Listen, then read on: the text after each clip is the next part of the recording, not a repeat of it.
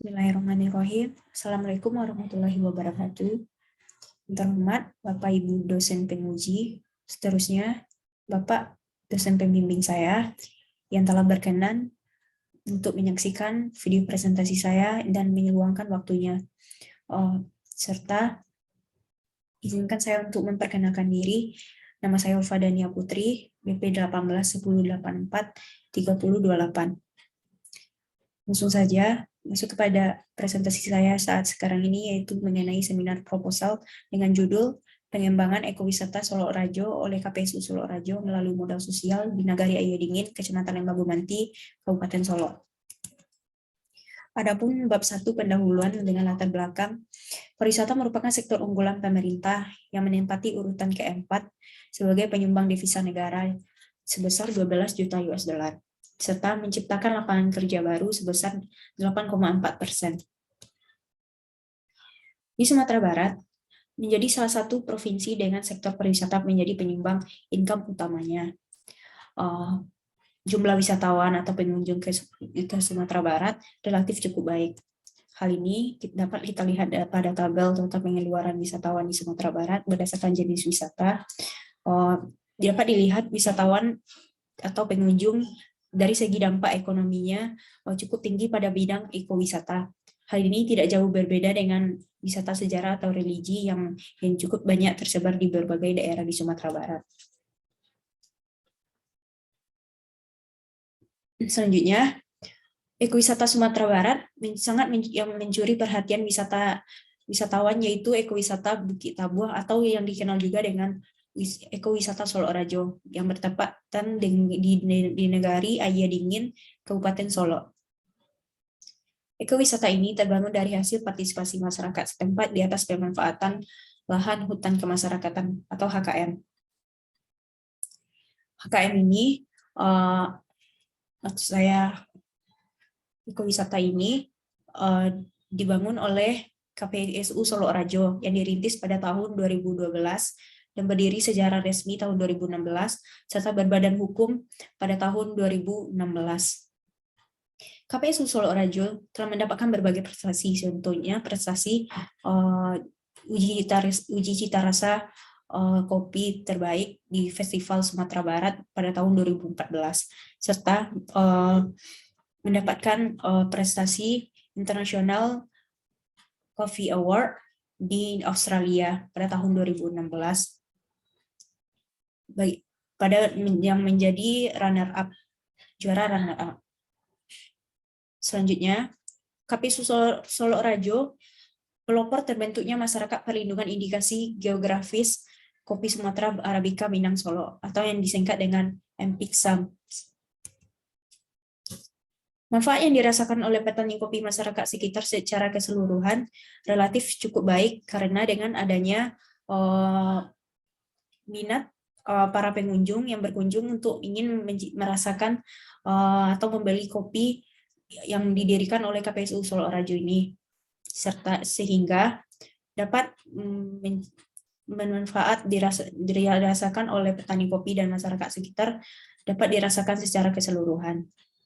Para anggota koperasi menyadari lahan HKM dapat memperdayakan masyarakat setempat. Muncullah ide membangun kawasan wisata yang terintegrasi dengan lahan perkebunan kopi di area konservasi hutan. Atas dasar kesepakatan tersebut dan musyawarah bersama dengan masyarakat, KPSU diminta menjadi inisiator pembangunan kawasan wisata. Perkembangan ekowisata selalu terintegrasi dengan keterlibatan masyarakat setempat dan aktualisasi modal sosial setempat atau kearifan lokal. Adapun fenomena empiris dan fenomena teoritis. Kawasan ekowisata yang dekat dengan hutan, hampir semuanya ada pemukiman yang berarti ada kehidupan sosial masyarakatnya. Adapun manfaat dari modal sosial yaitu yang pertama, modal sosial mewujudkan rasa saling percaya demi mewujudkan kepentingan bersama. Yang kedua, modal sosial dapat memecahkan masalah dengan mudah secara bersama. Yang ketiga, modal sosial menciptakan jaringan kerja lebih mudah serta memperoleh informasi lebih mudah. Kawasan ekowisata Solok Rajo terdapat 3 variabel modal sosial, yaitu adanya unsur kepercayaan, unsur norma, dan unsur jaringan.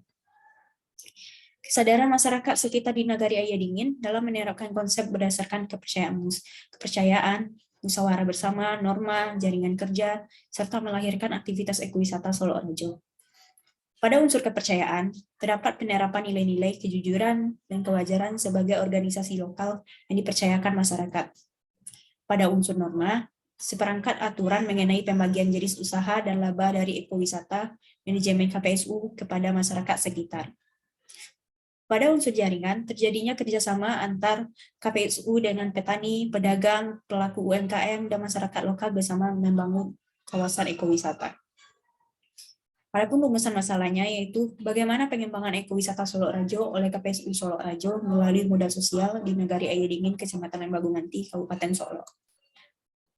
Tujuan dari penelitian ini yaitu untuk mendeskripsikan dan menganalisis pengembangan ekowisata Solo Rejo oleh KPSU Solo Rejo melalui modal sosial di Nagari Ayah Dingin, Kecamatan Lembagu Nganti, Kabupaten Solo.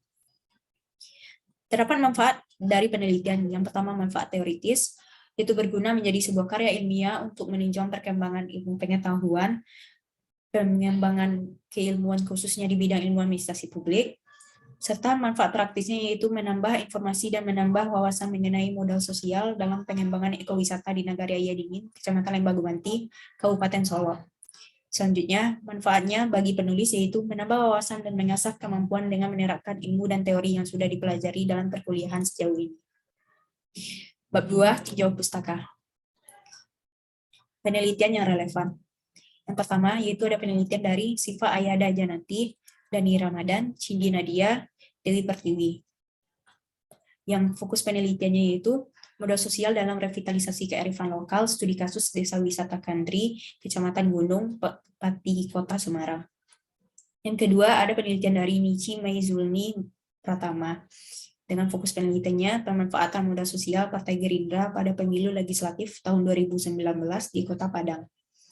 Yang ketiga, ada Christine Wulandari, modal sosial masyarakat dalam mendukung pengembangan ekowisata di hutan lindung. Yang keempat, ada Filia Agustin Korela, pengembangan ekowisata berbasis masyarakat di Koromonorejo, Nagari Lubuk Gadang Selatan, Kecamatan Sangir, Kabupaten Solo Selatan. Yang kelima, ada IGD Putra Nugraha, peran modal sosial dalam pengembangan desa wisata Serangan dan Pasar Bali. Yang keenam, ada Diana Alfianti Solikatun Ratih Ramawati, yaitu fokus penelitiannya modal sosial dalam pengembangan ekowisata di Desa Merente, Kecamatan Alas, Kabupaten Sumbawa. Selanjutnya ada teori dan konsep.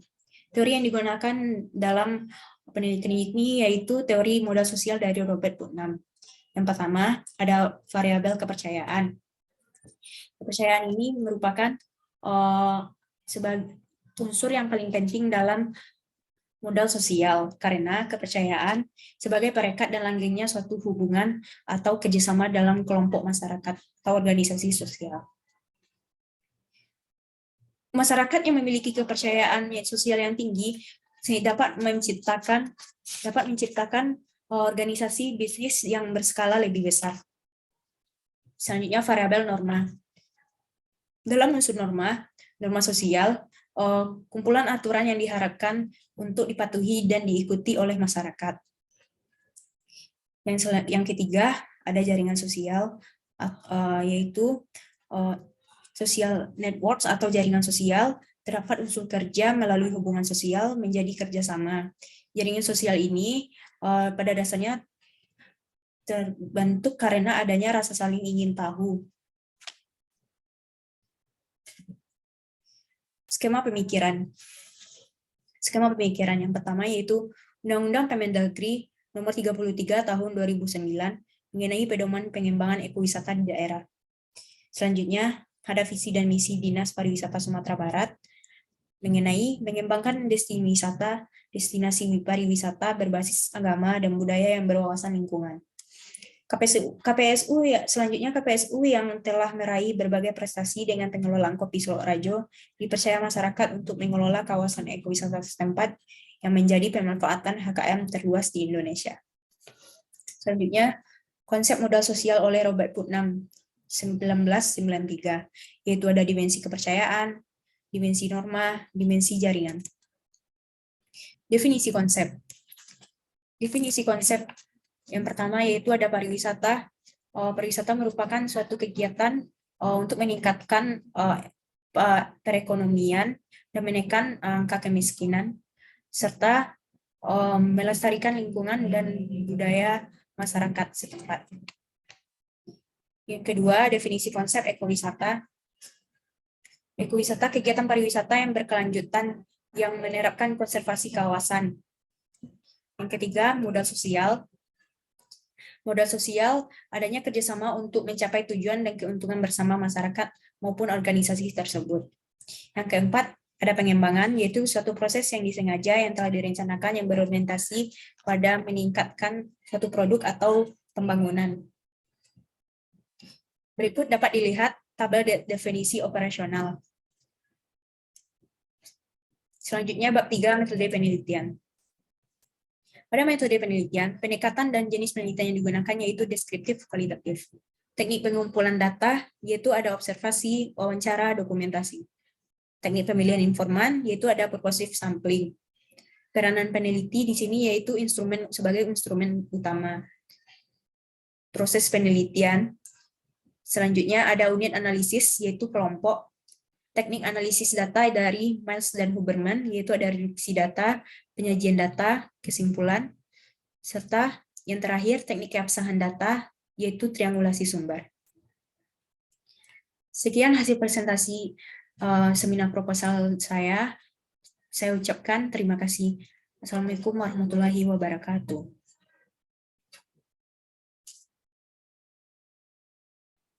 Stop share. Tuh, Habis itu live apa? aku masih recording ah? Pause recording atau stop recording? Lanjut semua. Stop. Pause, stop kan? Stop.